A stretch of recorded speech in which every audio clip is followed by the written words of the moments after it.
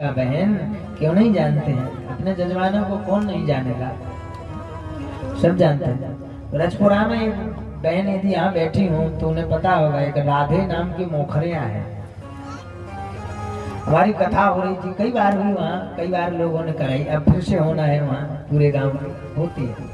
हम रोज बोला करते थे राधे राधे राधे। अब यहाँ बोल रहे सीता, पहले राधे राधे बोलते थे। हमारा राधे वहाँ था एक भैया का नाम राधे, तो एक जने बीच में उठे बोले महाराज राधे राधे तो रोजी ना बोलवाओ, छन्नू छन्नू ये कभी देना नहीं बोलवा। छन्नू ना हो तो उनकी वाइफ का, धर्म पत्नी का, जी अपन घरवाली का, मतलब बुंदेलखंड में उनका नाम था छन्नू। बोले खाए महाराज राधे राधे तो रोजी ने कहा छन्नू छन्नू ये कभी देना नहीं कहा। अरे हमने गिरजा तो गलती होगी भैया, तो ऐसे गई यहाँ कोई भैया हरि तो नहीं बैठे हैं, वो कहो हरि की शरण, हरि शरण। एक जगह ऐसी कथा चल रही थी, चालू कर लो। एक जगह ऐसी कथा चल रही थी तो पंडित जी बोले शांति के साथ बैठो, शांति के साथ, रोजी ना बैठे शोर मचाए बच्चा। बोले शांति के साथ बैठो, शांति के साथ। और ऊ में बैठी थी एक माता जी को ना हो तो शांति, रोजी ना हो गए, 4-5 दिन हो गए, शांति शांति के साथ बैठो, शांति के साथ बैठो। थोड़ी 2 मिनट का सत्संग है, हंसाते सब लोगों को, फिर कथा के क्रम में हंसाने का। बोलो सीताराम। कथा बराबर 1 घंटे से चल रही है, थोड़ा हंसाया नहीं है इसलिए हंसा। कहा शांति के साथ बैठो, शांति के साथ। आइए बोले शांति के साथ बैठो। 4 दिन 5 दिन हो गए पंडित जी को शांति शांति के साथ बैठने की चर्चा करते।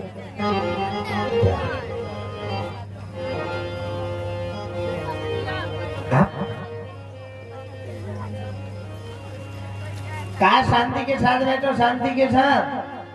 5 दिन हो गए शांति शांति करते करते, बाको आई गुस्सा, बीच में खड़ी हो गई माता जी। बोले काय महाराज एक बात पूछे, तो पूछी काय। अब मान लो हम ही हैं कथा वाचक, हम ही कथा कर रहे और रोजी ना कहे शांति के साथ बैठो रे, शांति के साथ। बाको आई गुस्सा, कहाँ जा रहे हैं ना,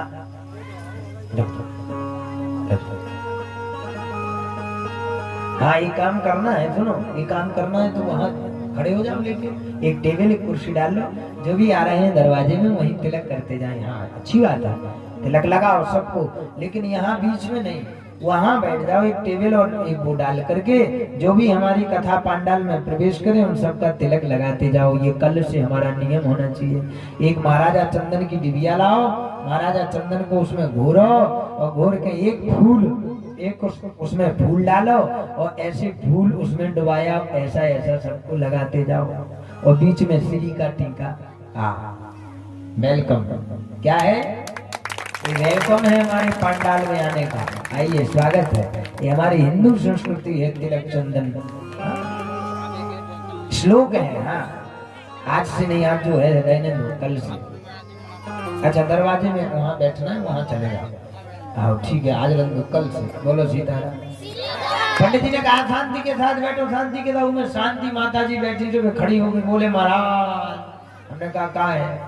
बोले महाराज 5 दिन हो गए शांति के साथ, शांति के साथ बैठो। महाराज बगल में सुखवती के बैठी, हमारी 1 आध दिन सुखवती की कह रही होती कि सुखवती के साथ बैठो, सुखवती के साथ। हमारे साथ काया बैठा है। बोलो सीताराम। मतलब समझ गए, हंसाने के। तो ऐसा ना हो, आए कथा में प्रवेश करें अपना। महाराज सुखदेव जी महाराज की दूसरी परीक्षा हुई काम की, काम वासना की। इनने काम को जीत पाया कि नहीं? क्योंकि सबसे बड़ा कीचड़ है काम वासना, सबसे बड़ा कीचड़। सबसे ज्यादा धूमिल करता है व्यक्ति के चरित्रों को काम। खाने पीने के लिए तुम लालची रहोगे, कोई ज्यादा बदनामी नहीं होगी। अरे खाने पीने वाला है, चलो खाने को दे दो, कोई बात नहीं। लोग उपत के दे देते हैं, ले रसगुल्ला खा ले, बूंदी खा ले, जो कुछ खाना वो खा ले, जो तेरी इच्छा वो खा ले, कोई बात नहीं। ज्यादा बुरा नहीं कहेंगे, तो नहीं कहेंगे कि खाने पीने का शौकीन है। कुछ खेलते होगे तो भी कोई ज्यादा दिक्कत नहीं है। यदि महाराज यदि तुम में एक चरित्र खराब आ गया तो दुनिया तुम्हें नकार देगी, देर नहीं लगाएगी। बोलो सीता। इसलिए मैं हाथ जोड़ के अपने हम उम्र के भाइयों से और बेटियों से बहनों से प्रार्थना करें कि कभी जीवन में इस कीचड़ में नहीं पड़ना, अपने माता और अपने पिता का नाम रोशन करना। ये कीचड़ जो 16 वर्ष से लगा के और 22-25 वर्ष की उम्र में जो कीचड़ आया है, ये कीचड़ हमें ऐसा धक्का मारता है कि यदि इसमें फिसल गए तो जीवन में तुम अपने इस नाक को, इस सिर को उठाकर नहीं चल सकते। इसलिए इस कीचड़ को संभाल के रखना जीवन में, इस कीचड़ में पैर न पड़ जाए, क्योंकि ये हमारे शरीर पे हावी होता है। यही समय पढ़ने की है और यही समय उस कीचड़ में गिरने की है। इसलिए सबसे बड़ा क्या है? बोले सबसे बड़ा है मोबाइल में ऐसे कुसंग की चीजें ना देखो जिससे हमारा मन दूषित हो जाए। बोलो सीताराम। कथा जितनी जरूरी नहीं है जितना ये समाज में ये कीचड़ जो फैला है ये सुधारना जरूरी है।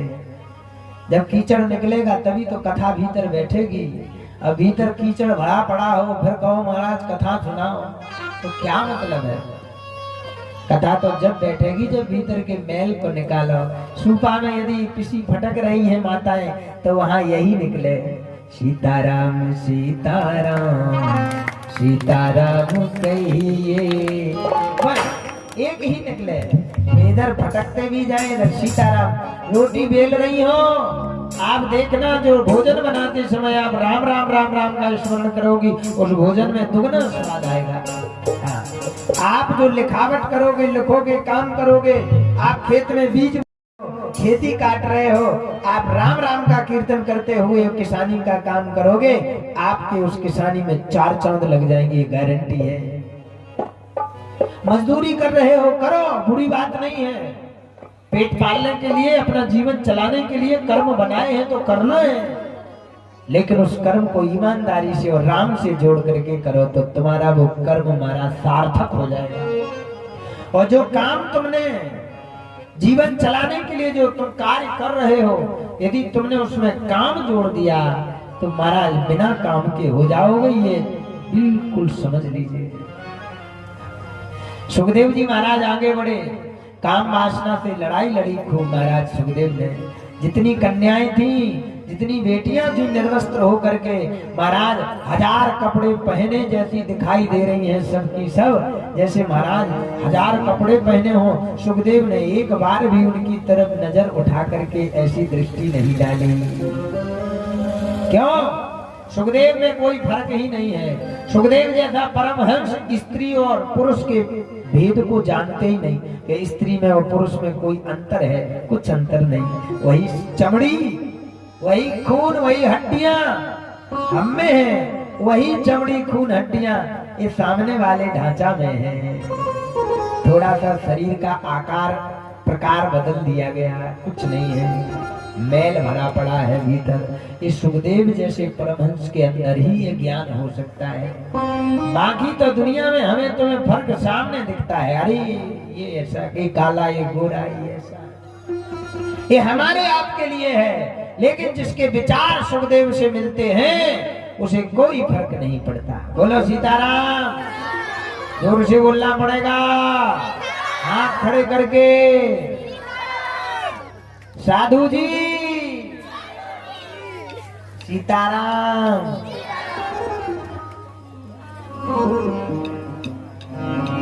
महाराज सुखदेव जी महाराज की 2 परीक्षाएं हो गई। कौन कौन सी? एक परीक्षा कौन सी भाई? एक परीक्षा तो हो गई महाराज क्रोध की, दूसरी हो गई काम की। अब आया लोभ। महाराज एक सोने चांदी हीरा पन्ना पुखराज भरे हुए कमरे में सुखदेव जी को भीतर डाल दिया गया।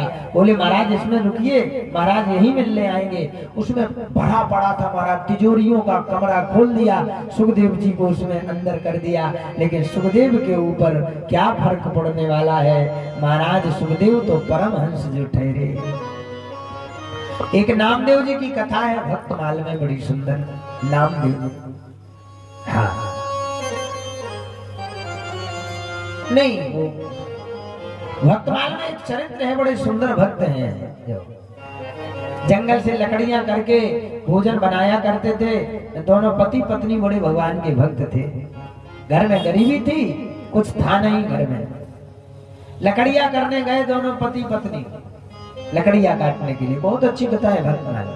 लकड़ियां काटने के लिए गए तो महाराज ये राजा से भी कभी लिया नहीं करते थे। राजा ने बहुत कोशिश करी कि ये बड़े भक्त हैं, इनको कुछ खाना पीने के लिए देते रहा करो। राजा से कभी नहीं लेते हैं, याचना नहीं करते राजा से कि हमें दे दो। बोले हम जो मेहनत से करेंगे वही खाएंगे, हम दूसरे के अधीन नहीं रहेंगे, दूसरे के देने से हमारा मन खराब हो जाएगा, हमें क्या करना है। राम इतना दीजिए जामे कुटुंब समाए, और मैं भी भूखा ना रहूं, साधु भी भूखा ना जाए। यही हमारा काम।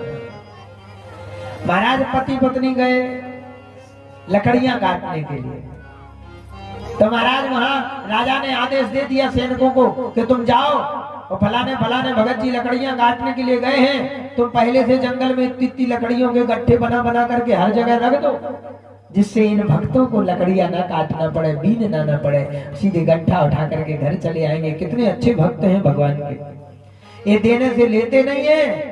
तो बोले मोहरे, सोने की मोहरे, जिस रास्ता से जे आए उस रास्ते में सोने की मोहरे डाल दो, तो जे शायद इन्हें मिलेंगे वो सोने की मोहरे, तो जी उठा ले आएंगे, इनका घर का खर्चा पानी चलने लगेगा।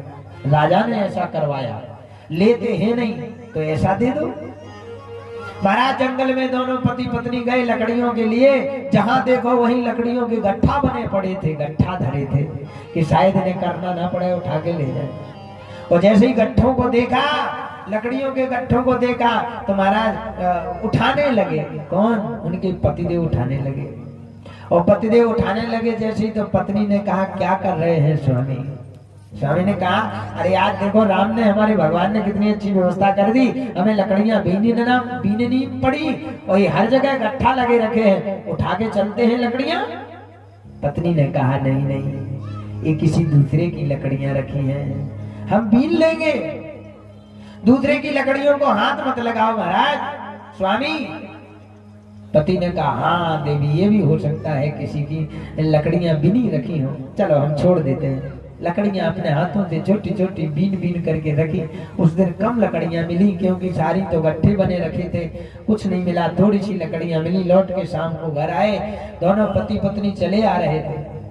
आगे पतिदेव थे, थोड़ी आगे, जैसे वो ब्रेकर बना ना अपना, इतने आगे पतिदेव थे, यहाँ पत्नी चल रही थी लकड़ियां लेकर के। पतिदेव आगे जा रहे हैं। पतिदेव ने सोचा कि ये सोने की मोहरे हैं, कहीं हमारी पत्नी देख करके इसके लोभ में ना फंस जाए, इन सोने की मोहरों में। तो पति ने क्या किया महाराज, वो सोने की मोहरें दावते चले गए पांव से। धूला थी, धूल मिट्टी में अपने पांव को ले, वो ऐसा ऐसा मल दे, एड़ी से वो सोने के सिक्का मल दे कि जिससे ये मिट्टी में गड़ जाए, और हमारी पत्नी का कहीं ऐसा ना हो कि धन देख के मन पलट जाए और हमारी तपस्या भंग हो जाए। पतिदेव ने ऐसी एड़ी का वजन देकर के मिट्टी में वो मोहरे सोने की गाड़ने लगे। तब तक महाराज वो चली आ रही थी धर्म पत्नी ने देखा, पास में आ गई। पतिदेव से कहा स्वामी, ये मिट्टी को मिट्टी में क्यों गाड़ रहे हो? आप विचार करिए, ऐसी पत्नी जिसकी होगी उसका पति कभी नीचे सिर करके चलेगा क्या? नहीं चलेगा। यदि हमारी पत्नी धर्म पत्नी है, गृहिणी गृह मृत्याहु गृहिणी गृह उच्यते, स्मृति कहती है, स्मृति ग्रंथ है एक, स्मृति कहती है पत्नी कौन है?